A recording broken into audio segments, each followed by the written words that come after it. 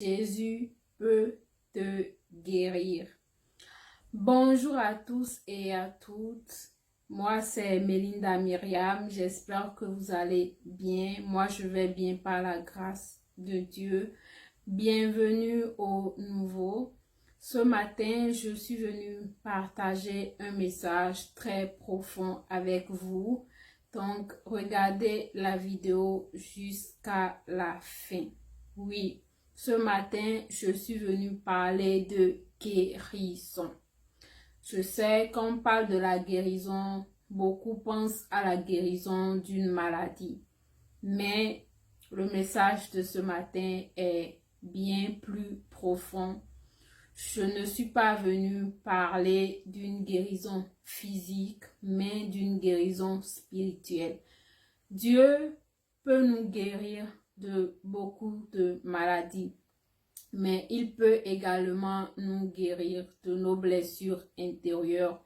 Il peut nous guérir de beaucoup d'autres choses que nous ignorons parfois.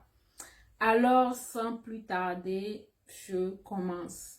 Père éternel, merci encore pour ce matin. Merci pour ta parole qui est une épée à double tranchant. Que ta parole puisse transpercer les cœurs de chacun de nous ici présents, afin que nous puissions bénéficier de ta grâce, nous puissions bénéficier du salut à travers ta parole. Parce que ta parole est vie, ta parole nous vivifie. Oui, tu as dit que l'homme ne se nourrira pas seulement de pain, mais de toute parole qui sort de la bouche de Dieu. Alors ce matin, par ton esprit, enseigne-nous encore. Emmène-moi dans les profondeurs de ta sainteté. Renouvelle-nous, Père éternel. Enseigne-nous à vivre selon l'esprit et non selon la chair. Au nom de Jésus-Christ. Amen. Alors, je parlais tantôt de la guérison. La guérison ne se focalise pas seulement sur une maladie, non. Dieu peut nous accorder la guérison dans beaucoup de domaines de notre vie. Hier, je parlais avec des gens de la foi et j'ai fait l'exemple de la maladie du cancer qui semble une maladie incurable et je leur ai dit que par la foi, Dieu peut nous accorder une guérison. La foi n'exclut pas le fait qu'on doit aller à l'hôpital. Non. Il y a des maladies où l'esprit peut te conduire et dire, Myriam, ne va pas à l'hôpital, moi je peux te guérir. Et il y a des maladies où l'esprit te dira, voilà, moi je peux te guérir, je t'ai déjà accordé la guérison, mais va voir ton médecin et il te donnera des traitements. Ce que je tente de vous dire est que Dieu, il est le médecin parfait, le médecin par excellence. Et j'ai toujours expliqué ici que si Dieu n'étend pas sa main, rien ne peut s'accomplir sur cette terre des vivants. Et même le médecin, si Dieu n'était pas avec lui, laisse-moi te dire que tous ces malades qui guérissent chaque jour ne seront jamais guéris. Dieu est au-dessus de la science. Il est au-dessus de la médecine. La Bible nous dit d'ailleurs que par les meurtrissures de Jésus-Christ, nous sommes guéris de toutes sortes de maladies. Alors, où as-tu mis ta foi? Veux-tu laisser ce médecin te donner un pronostic qui dit que tu mourras dans 5 jours, tu mourras dans 1 mois. Non. Parle, déclare de ta bouche que tu ne mourras pas, mais que tu vivras. Que cette maladie n'aura aucun pouvoir sur ta vie. Alors, comme d'habitude, je vais lire des versets pour vous expliquer ce que je suis venue vous apporter comme message ce matin. Lisons dans Actes chapitre 3. Guérison d'un boiteux. Pierre et Jean montaient ensemble au temple à l'heure de la prière. C'était la 9e heure. Il y avait un homme boiteux de naissance qu'on portait et qu'on plaçait tous les jours à la porte du temple appelé la Belle pour qu'il demandât l'aumône à ceux qui entraient dans le temple. Cet homme, voyant Pierre et Jean qui allaient y entrer, leur demanda l'aumône. Pierre, de même que Jean, fixa les yeux sur lui et dit, « Regarde-nous. » Et il les regardait attentivement, s'attendant à recevoir d'eux quelque chose. Alors Pierre lui dit, « Je n'ai ni argent ni or, mais ce que j'ai, je te le donne au nom de Jésus-Christ de Nazareth. Lève-toi et marche. » Et le prenant par la main droite, il le fit lever. Il le fit lever. Au même instant, ses pieds et ses chevilles devinrent fermes. D'un saut, il fut debout et il se mit à marcher. Il entra avec eux dans le temple, marchant, sautant et louant Dieu. Tout le monde le vit marchant et louant Dieu. Il reconnaissait que c'était celui qui était assis à la belle porte du temple pour demander de l'aumône. Et il fut rempli d'étonnement et de surprise au sujet de ce qui lui était arrivé. Comme il ne quittait pas Pierre et Jean, tout le peuple était accouru vers eux au portique de Salomon. Donc, je vais m'arrêter là. Ici, on nous parle d'un boiteux qui se tenait toujours à côté du temple pour demander de l'aumône.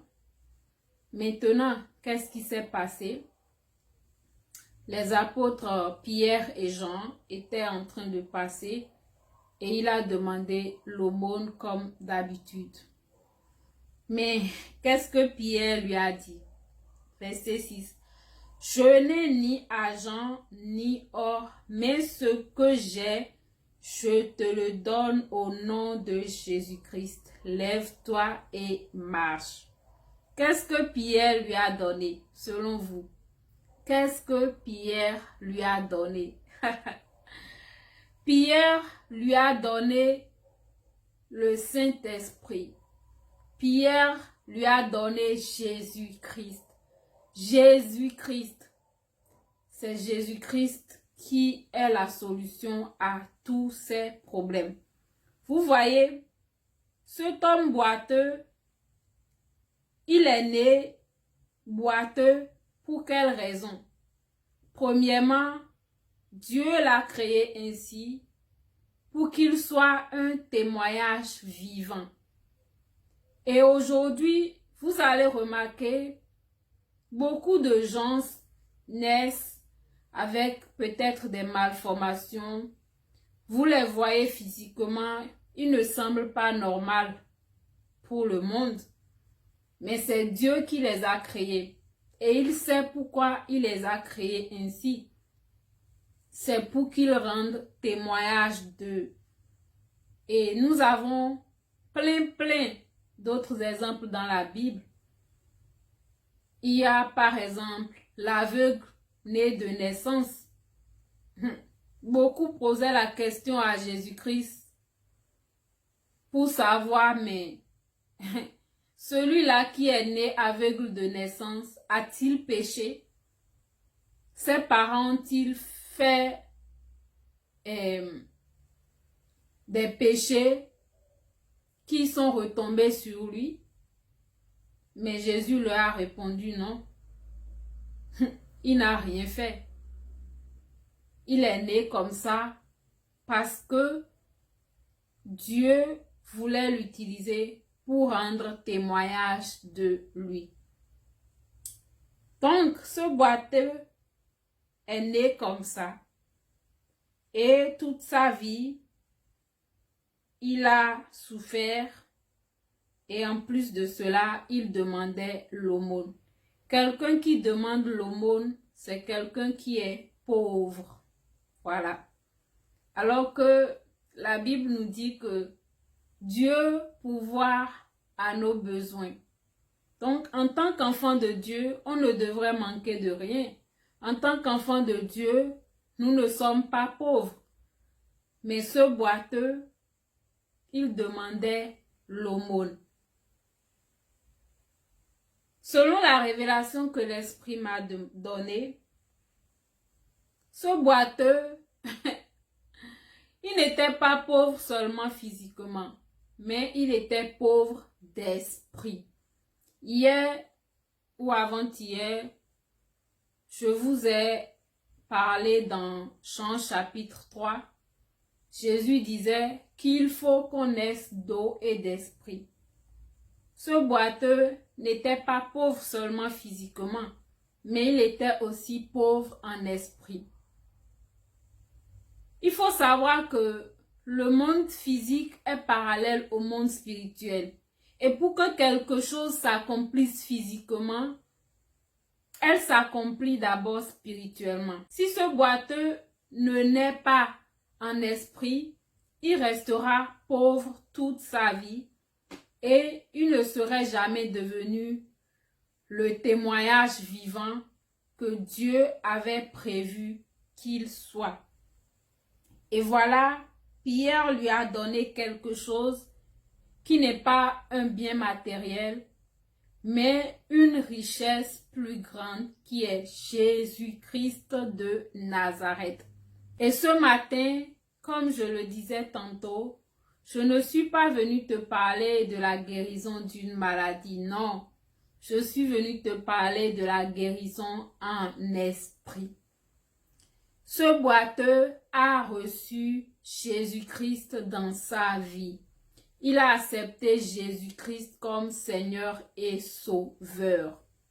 Pierre lui a donné une richesse céleste, une richesse bien plus grande qui n'est pas de cette terre. Alors, à quoi sert-il de nous accrocher aux choses terrestres si nous pouvons avoir quelque chose de plus grand qui n'est pas éphémère, si nous pouvons avoir Jésus-Christ dans notre vie? Mon frère, ma soeur, Jésus-Christ est la solution à tes problèmes. Jésus-Christ est la solution à ta maladie. Jésus-Christ est la solution à ta pauvreté. Jésus-Christ est la solution à ce problème que tu traînes depuis des années sans issue. Jésus-Christ est là pour te délivrer. Il a dit qu'il a été oint pour libérer les captifs.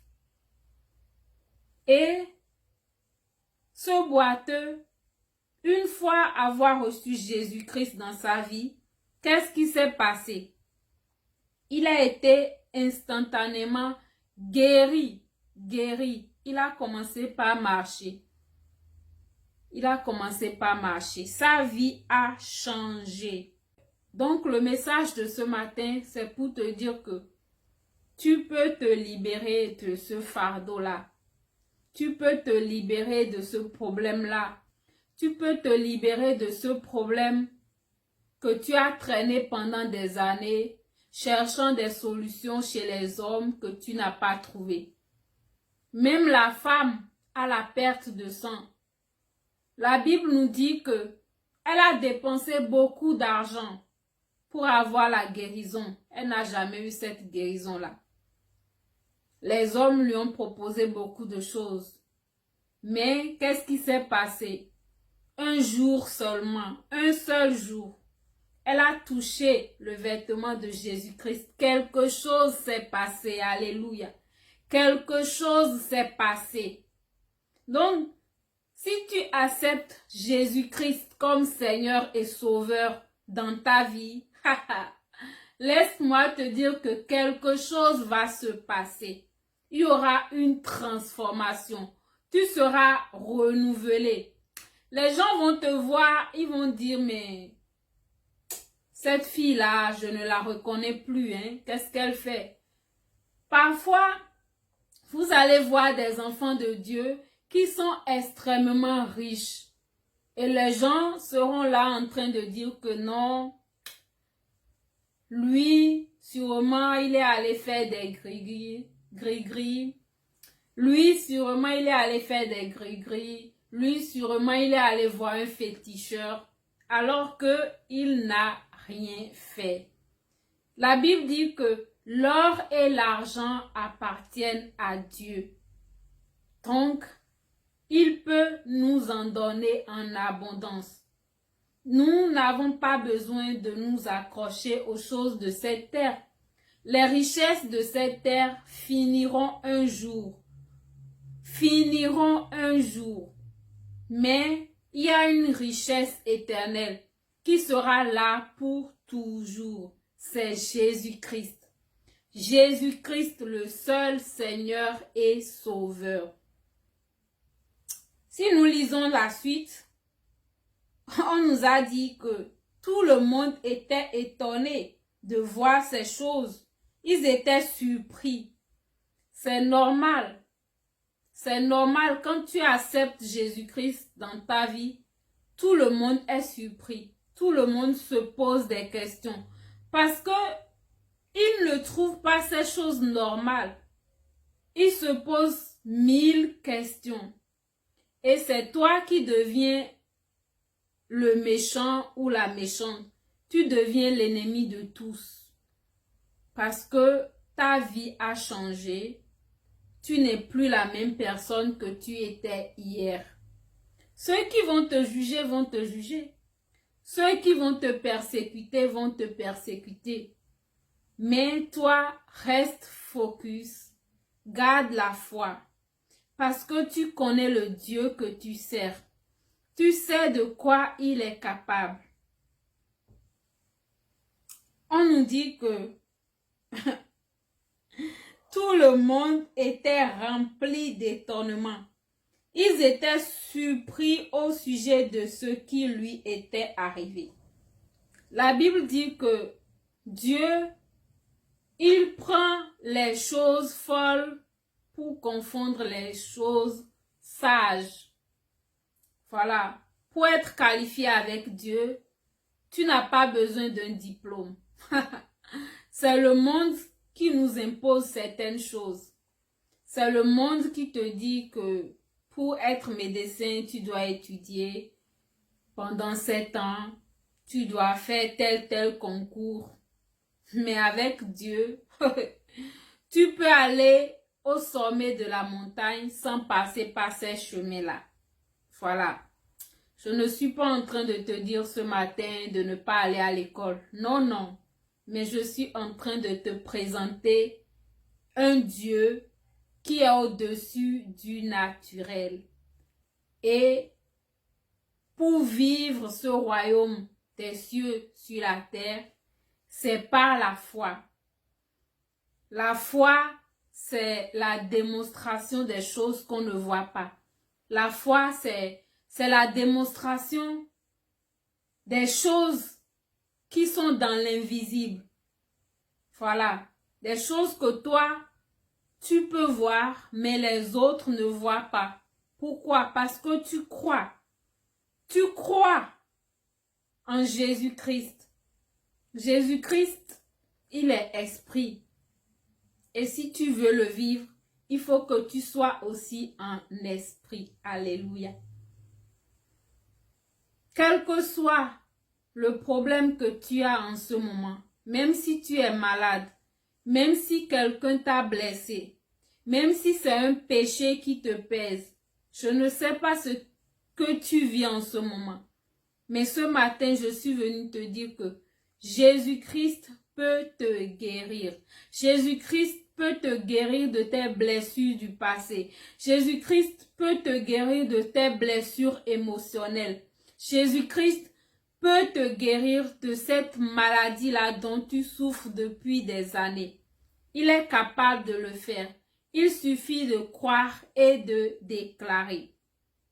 Hier tantôt, j'ai raconté un témoignage toujours avec ces gens dont je parlais tout à l'heure.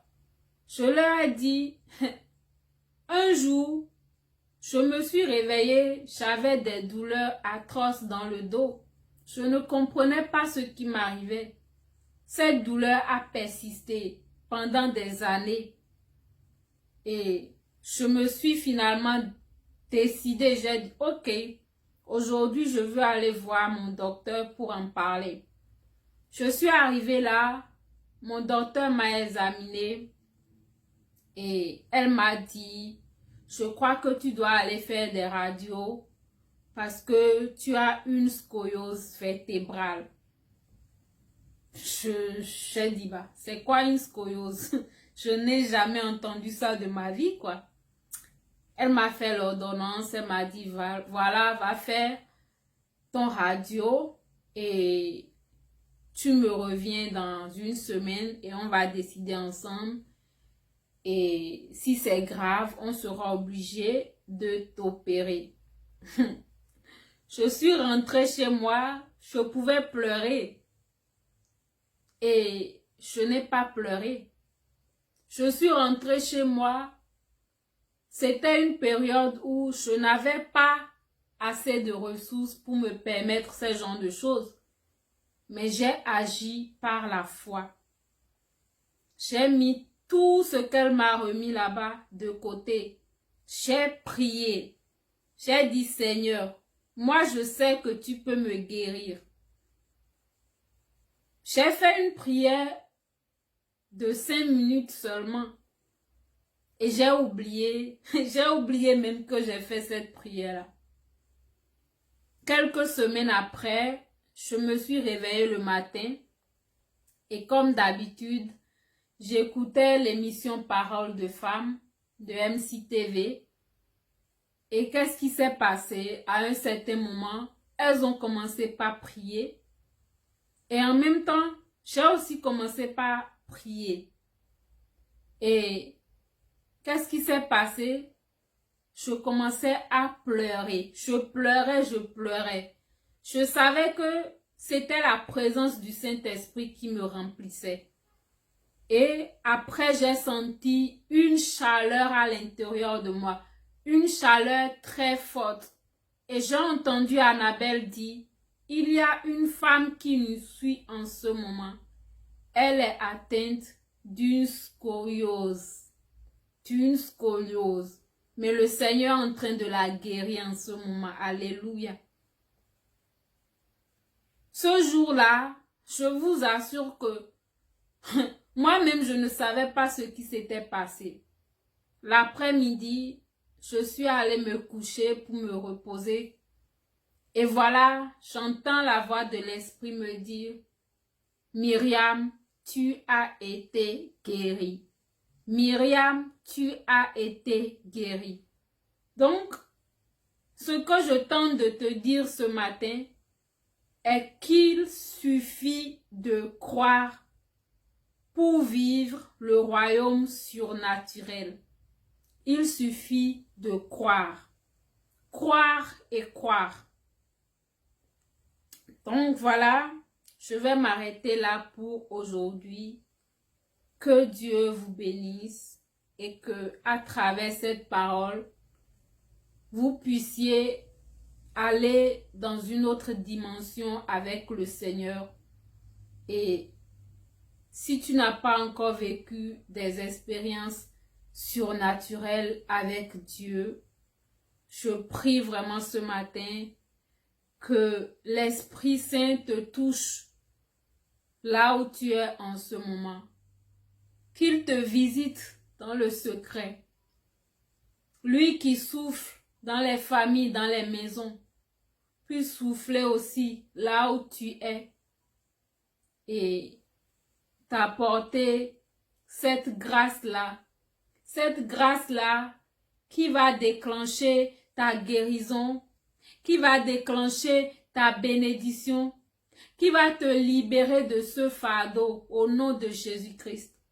Vous savez, la Bible dit, venez vous tous qui êtes fatigués et je vais vous décharger de vos fardeaux. Il a dit, mon joug est plus léger. Mon joug est plus léger.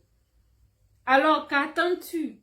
Qu'attends-tu pour donner ta vie à Christ?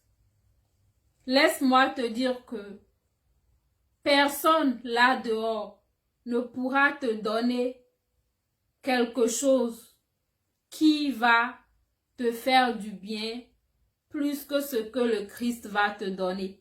Personne, même ta famille, même tes amis, personne